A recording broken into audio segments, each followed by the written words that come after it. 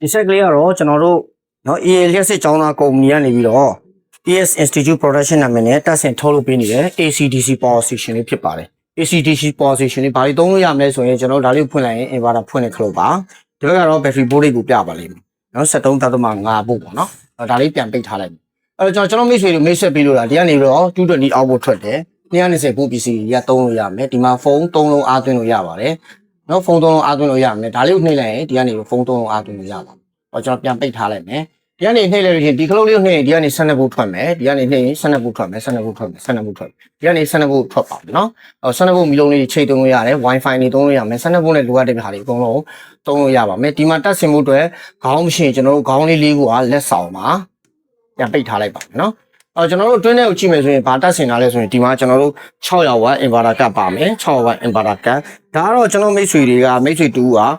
နေကနေလှမ်းမှာလေလျှက်စစ်မီလုံးဝမရှိဘူးဖြစ်တဲ့အတွက်လျှက်စစ်မီနဲ့မသုံးမနဲ့ solar နဲ့သုံးမှာဖြစ်တဲ့အတွက်ဒီမှာကျွန်တော်တို့controller solar controller MPPT solar controller တတ်ထားပါတယ်ပန်ကနှလုံးပါမယ်ကျွန်တော်နောက်ဘက်ကနေမြင်ရမယ် solar ပြားကိုဒီမှာတန်းချိတ်လိုက်အောင်မယ်990 watt solar တစ်ချက်ထိရပါတယ်ဒီထဲမှာပါတဲ့ MPPT controller လေးဟာဟိုက9အထိ990အထိခံနိုင်တဲ့အတွက်990 watt solar တစ်ချက်တက်ဆင်လို့ရပါတယ်ဒါကတော့တကယ်လို့ကျွန်တော်မိတ်ဆွေတွေများကျွန်တော်အိမ်သုံးကြီးနဲ့တွင်းမယ်ဆိုရင်ဒီကနေအားသွင်းလို့ရပါတယ်ဒါပေမဲ့ဒီမိတ်ဆွေကတော့ charger မရှိပါဘူးသူက solar နဲ့တွင်းမှာဖြစ်တဲ့အတွက်ကျွန်တော် solar controller ကတ်ပေးထားပါတယ်တကယ်လို့ကျွန်တော်မိတ်ဆွေတွေက solar နဲ့သုံးမှာမဟုတ်ဘူးဒီကတ်ကိုဖြုတ်လိုက်ရင်တန်ဖိုးပြောင်းသွားပါမယ် solar charging ဘူးနဲ့ဆိုလည်းသုံးလို့ရပါတယ်တကယ်လို့ charging ဘူးနဲ့မသုံးရင်ဘူး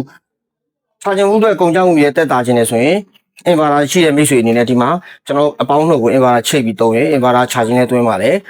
ပြီးလို့ရှိရင်ပြန်ပြီးတော့လုတ်သုံးလို့ရပါတယ်ပေါ့နော်အဲ့တော့များသောအားဖြင့်ဒီချို့မိတ်ဆွေတွေကြတော့ဒါက ACDC Power Station ဖြစ်တဲ့အတွက်ဒါကို inverter နဲ့မသုံးဘူး battery အနေနဲ့မသုံးပါဘူးเนาะအဲ့တော့ကျွန်တော်ဆရာတွေပြောကြသလိုလျှက်စစ် PC ထုတ်ကုန်ထုတ်တဲ့အခါ data sheet ဆိုတော့လည်းအရေးကြီးပါတယ်ဆိုတဲ့အတွက်ကြောင့်ကျွန်တော်ဒီမှာ data sheet ကိုပါဝင်တဲ့အချက်လက်တွေအကုန်လုံးကျွန်တော်မိတ်ဆွေတွေရှင်းရှင်းလင်းလင်းရေးပြထားပါတယ်ဒါကိုကျွန်တော်အနီးကပြပေးပါမယ်ဒီမှာရေးထားတဲ့အချက်လက်တွေကိုကျွန်တော်တို့ဆွေးနွေးကြည့်မယ်ဆိုလို့ရှိရင်ဒါကကျွန်တော်တို့ ES Institute Production နာမည်နဲ့ ACDC Power Station ဖြစ်ပါတယ် model number MAR3084 battery type ကတော့ LiPo 4 battery 12.8 volt 100H 4ပြားအသုံးပြုထားပါတယ် energy capacity က1280 watt ပါဒါတော့ DC output ကိုကျွန်တော်ဆွေးနွေးမယ်ဆို DPC output ပို့လေးက12.8 volt ရှိပါတယ် 100A maximum ပါ100A maximum ဆိုတာဒါ BMS ကိုတတ်ထားတဲ့ BMS ပေါ်မူတည်ပြီးတော့ပေးတာပါ BMS protection ကကြတော့45-150A smart BMS ဖြစ်ပါတယ် active balancer ကို 8A active balancer အထိတက်ဆင်ထားပါတယ်ဒါကြောင့်မလို့ battery တွေ cell မညီမဲ့ပြဿနာကိုစိတ်ပူစရာမလိုတော့ပါဘူး AC input charge ကတော့ဒီကနေပြီးတော့ကျွန်တော်တို့ AC input charge ဆိုတာဒီနေရာလေးကိုပြောတာပေါ့နော်ဒီနေရာမှာတက်ဆင်ပြီးသုံးရမယ့် adapter ကတော့ 14.6 volt 12 ampere ထိရပါတယ်အဲ့တော့ AC output ဘိုင်းကိုဆွေးနွေးမယ်ဆိုလို့ရှိရင် AC output ပေါ့နော် AC output ကဘယ်ဟာလဲဆိုလို့ရှိရင်ကျွန်တော်တို့ဒီအပေါက်ကြီးတွေကထွက်လာမယ်နော်ဒီအပေါက်တွေကထွက်လာမယ်လျှက်စစ် line ပေါ့နော်ဒီအပေါက်တွေထွက်လာမယ်လျှက်စစ် line ဟာ output တွေက 220E 50Hz ရှိပါတယ်AC rated power 600 watt စက်တိုက်ဆွဲရင်600 watt ရမယ်လို့ရေးထားတာပါ waveform ကကျွန်တော် modify sine wave ဖြစ်ပါတယ်ကြည့်လို့ကျွန်တော်မိတ်ဆွေတွေ pure sine wave လိုချင်တယ်ဆိုလို့ရှိရင်တော့ပုံမှန်တက်စင်တာတဲ့ကတ်ကို pure sine wave ကတ်ကိုတပ်ပေးလိုက်ရုံဖြစ်ပါတယ် pure sine wave တက်မယ်ဆိုလို့ရှိရင်တော့ဈေးနှုန်းလေးကအနည်းငယ်ပြောင်းလဲသွားပါလိမ့်မယ်နော်အဲ့တော့ဒီမှာ caution 3ပြီးတော့เนาะ battery အပေါင်းလုံးမှုတ်ကိုမားချိတ်လို့မရပါဘူးဒီနေရာမှာပေါ့နော်ဆိုတော့ကတော့ solar ကိုပေါင်းလို့ဟုတ်မားချိတ်လို့မရဘူးလို့ပြောတာပေါ့နော်ဒါမားချိတ်မိမယ်ဆိုရင်တော့ MPPT ကတ်ကပျက်စီးသွားပါလိမ့်မယ်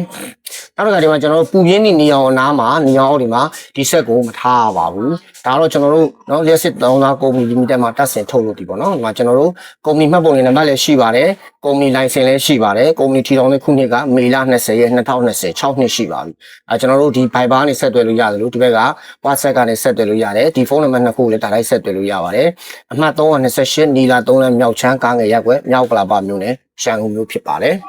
ကျွန်တော်လက်စစ်မိတ်ဆွေများအနေနဲ့ကျွန်တော်တို့ကြီးကထုတ်လုပ်တက်ဆင်နေတဲ့ ACDC Power Station တွေကိုလွှဲရင်ကျွန်တော်တို့မှာယူလို့ရပါတယ်တချို့မျိုးတွေကို COD ရပြီးတချို့မျိုးတွေကတော့ကီလိုအခက်ခဲကြောင်းအလေးချိန်ကြောင်း COD များတာရရှိပါတယ်မိတ်ဆွေများအားလုံးကျေးဇူးထူးတင်ပါတယ်ခင်ဗျာ